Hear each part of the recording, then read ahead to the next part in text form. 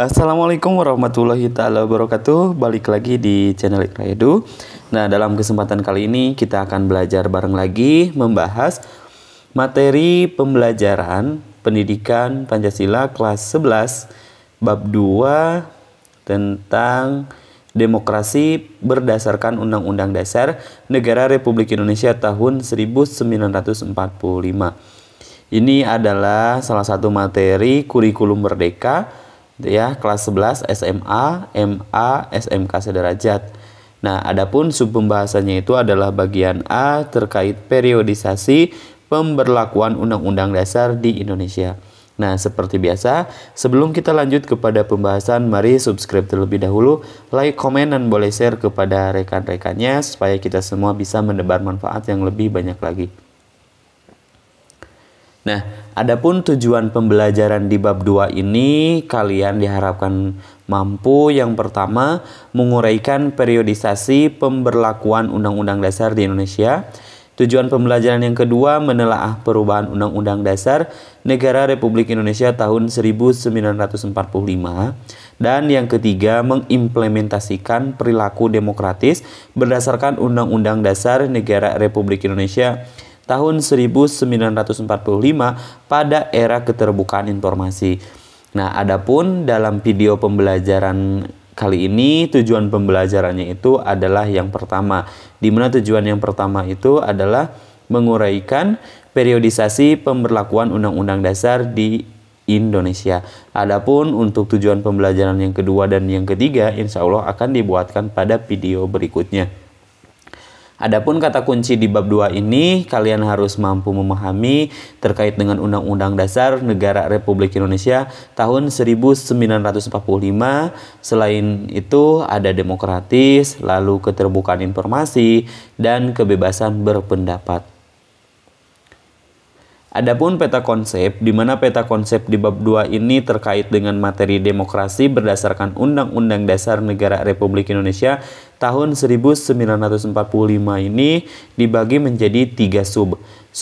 Sub yang pertama atau sub A ini adalah periodisasi pemberlakuan konstitusi di Indonesia. Pun dibagi menjadi 4 pembahasan. Yang pertama adalah Undang-Undang Dasar 1945, terus juga Undang-Undang Dasar RIS 1949, lalu UUDS 1950, dan yang terakhir adalah Undang-Undang Dasar Negara Republik Indonesia tahun 1945. Adapun sub B dan sub C ini insya Allah akan dibahas pada video berikutnya. Nah, langsung saja kepada materi pembahasan, yaitu terkait dengan sub A periodisasi pemberlakuan Undang-Undang Dasar di Indonesia. Nah, sebagaimana kalian bisa amati di dalam gambar ini adalah sedang terjadi apa? Ya, betul, yaitu sedang terjadi berdiskusi atau bertukar pendapat gitu ya. Dan ini adalah salah satu contoh atau kebiasaan-kebiasaan yang mulai diterapkan atau yang sudah diterapkan di setiap sekolahnya masing-masing, yaitu dengan cara berdiskusi, bertukar pendapat itu ya, memecahkan masalah secara bersama-sama. Ini adalah salah satu contoh dari kegiatan demokrasi di sekolah. Nah, perlu kalian ketahui kebebasan berdemokrasi di Indonesia dijamin dan dilindungi ya. Jadi sekali lagi, kebebasan berdemokrasi di Indonesia itu dijamin dan dilindungi oleh Undang-Undang Dasar Negara Republik Indonesia tahun 1945. Tepatnya ada di pasal 28 yang menegaskan bahwa kemerdekaan berserikat dan berkumpul mengeluarkan pikiran dengan lisan dan tulisan dan sebagaimana ditetapkan dengan undang-undang. Selain ada di pasal 28, ada juga di pasal 28E ayat 3, yaitu bunyinya setiap orang berhak atas kebebasan berserikat, berkumpul, dan mengeluarkan pendapat. Adapun nilai-nilai demokrasi yang terjabar dari nilai-nilai Pancasila terdapat pada alinea keempat Undang-Undang Dasar Negara Republik Indonesia tahun 1945, yaitu yang terbentuk dalam suatu susunan negara Republik Indonesia yang berdasarkan rakyat kedaulatan. Rakyat adalah esensi dari demokrasi. Nah, itu adalah jaminan atau melindungi bagi kita untuk melakukan kebebasan berdemokrasi. Asalkan demokrasi di sini adalah yang sesuai dengan nilai-nilai demokrasi ya. Jadi jangan sampai melenceng atau tidak sesuai dengan nilai-nilai demokrasi yang sudah ditetapkan sebagaimana mestinya di dalam undang-undang. Namun, apakah betul di negara kita ini telah menerapkan sistem yang negara demokratis? Nah, untuk mengetahuinya, kalian dapat melihat beberapa indikator di bawah ini yang dikemukakan oleh Afan Ghaffar berikut ini. Ya, jadi ada 5 indikator, di mana indikator suatu negara atau negara Indonesia ini bisa dikatakan menganut sistem atau menerapkan sistem demokratis ini apabila indikator tersebut ini ada gitu ya. Di mana indikator yang pertama adalah akuntabilitas, terus juga indikator yang kedua rotasi kekuasaan, indikator yang ketiga ada rekrutmen politik yang terbuka. Lalu indikator yang keempat ini adalah pemilihan umum yang dilaksanakan sebagai wujud pelaksanaan rotasi kepemimpinan, dan indikator yang kelima adalah pemenuhan hak-hak dasar. Adapun yang dimaksud dengan akuntabilitas ini adalah semua pemegang jabatan yang dipilih oleh rakyat harus dapat mempertanggungjawabkannya atau dapat dipertanggungjawabkannya, yaitu dengan melalui ucapan, terus juga perilaku dan kebijakan yang diambil keputusannya itu kepada rakyat, seperti itu. Itu yang dimaksud dengan akuntabilitas. Jadi dapat dipertanggungjawabkan. Selain dari indikator akuntabilitas, indikator yang kedua itu adalah rotasi kekuasaan. Nah, yang dimaksud dengan rotasi kekuasaan ini artinya adanya pergantian pemegang kekuasaan atau adanya pergantian pemegang jabatan yang dilakukan secara teratur dan damai. Adapun yang ketiga yang dimaksud dengan indikator rekrutmen politik yang terbuka ini artinya semua orang memiliki peluang yang sama dalam mengisi kekosongan jabatan. Jadi tidak hanya berlaku untuk orang-orang tertentu, melainkan berlaku untuk semua orang, yaitu dengan memiliki kesempatan yang sama gitu ya, dengan memiliki peluang yang sama dalam mengisi kekosongan jabatan yang ada. Adapun indikator yang keempat yaitu pemilihan umum yang dilaksanakan sebagai wujud pelaksanaan rotasi kepemimpinan ini artinya adalah semua orang yang memenuhi persyaratan memiliki hak untuk memilih dan hak untuk dipilih secara bebas sesuai dengan hati nuraninya tanpa rasa takut dan tanpa ada paksaan. Jadi maksud dari pemilihan umum di sini kita semua berhak untuk dipilih dan berhak untuk memilih gitu ya, seperti itu. Adapun yang terakhir, indikator sebuah negara atau negara Indonesia ini bisa dikatakan sudah menerapkan sistem demokratis apabila ada indikator yang kelima itu adalah pemenuhan hak-hak dasar. Nah, pemenuhan hak-hak dasar di sini artinya setiap warga negara dapat menikmati hak dasar mereka secara bebas, hak berpendapat, lalu hak berserikat, dan hak berkumpul, dan menikmati pers yang bebas. Nah, itu adalah indikator sebuah negara bisa dikatakan menerapkan sistem demokratis, atau lebih tepatnya negara Indonesia sudah menerapkan atau belum menerapkan sistem demokratis berdasarkan indikator-indikator yang dikemukakan oleh Afan tersebut gitu ya. Oke, kita lanjutkan pada pembahasan berikutnya. Nah, apakah kelima indikator tersebut sudah dilaksanakan di Indonesia? Untuk mengetahui jawaban atas pertanyaan tersebut, maka kalian dapat melihatnya dari alur sejarah pelaksanaan demokrasi di Indonesia yang diawali dari demokrasi parlementer, yaitu dari tahun 1945 sampai 1959. Lalu ada demokrasi terpimpin, demokrasi Pancasila era Orde Baru, dan hingga demokrasi reformasi. Hingga demokrasi reformasi yaitu pada tahun 1998 sampai sekarang. Nah, yang pertama adalah Undang-Undang Dasar 1945.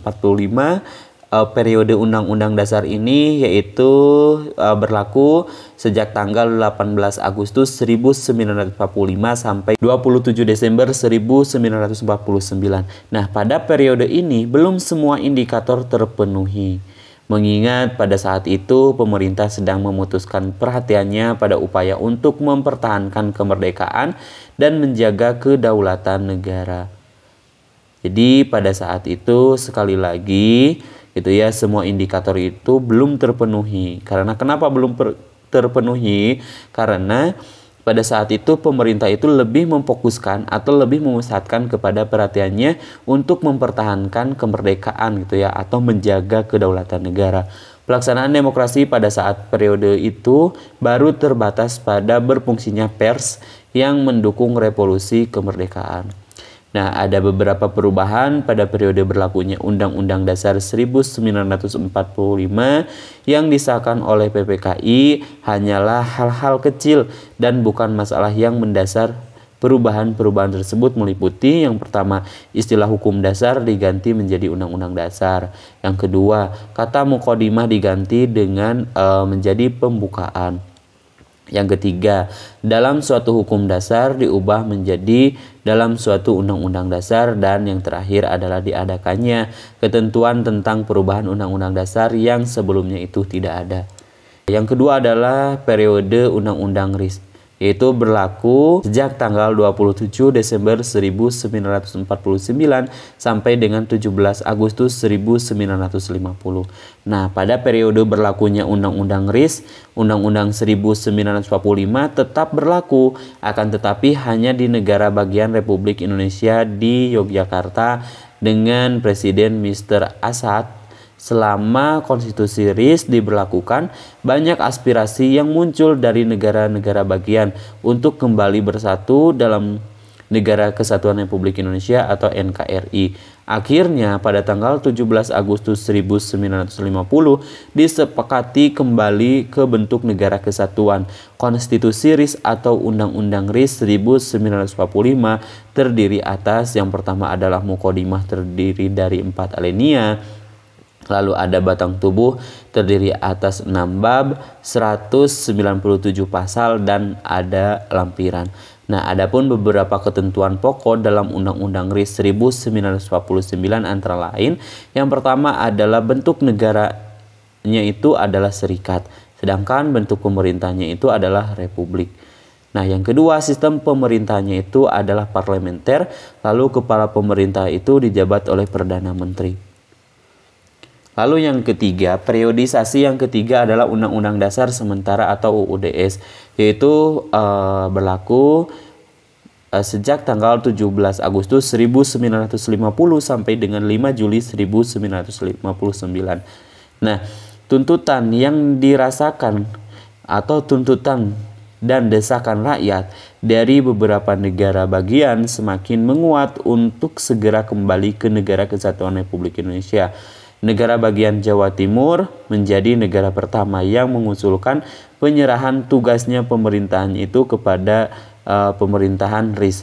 Pada tanggal 15 Januari 1950, Kabinet RIS mengundangkan Undang-Undang Dasar Nomor 10 Tahun 1950 yang mengatur penyerahan tugas-tugas pemerintahan di Jawa Timur kepada Komisaris Pemerintahan. Lalu pada masa UUDS 1950 terjadi gejolak yang menyebabkan kondisi politis tidak stabil. Tercatat pada periode ini terjadi 7 kali pergantian kabinet.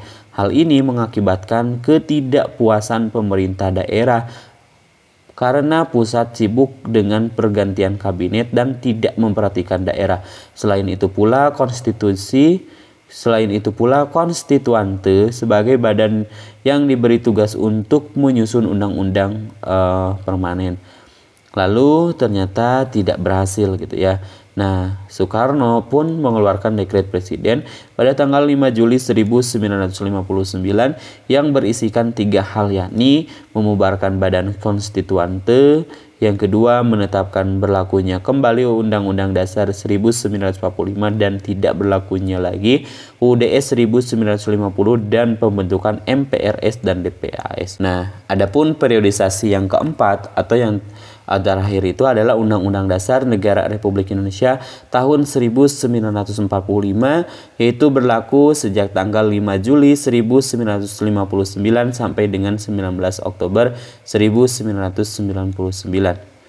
Nah, pemilu tahun 1955 untuk memilih DPR dan anggota konstituan terlaksana dengan baik. Namun, konflik antar elit politik tidak dapat diselesaikan dengan baik. Wakil Presiden Muhammad Hatta mengundurkan diri pada tanggal 1 Desember 1956. Salah satu alasan mengapa Hatta mundur adalah ketidaksetujuannya terhadap konsep dari Soekarno tentang demokrasi terpimpin dan penguburan partai politik yang menurutnya itu dapat mengakibatkan kekuasaan tanpa kontrol yang didukung oleh golongan tertentu. Baik, untuk pembahasannya dicukupkan sampai di sini terlebih dahulu. Insya Allah nanti kita lanjutkan pada video-video berikutnya. Kami akhiri. Assalamualaikum warahmatullahi wabarakatuh.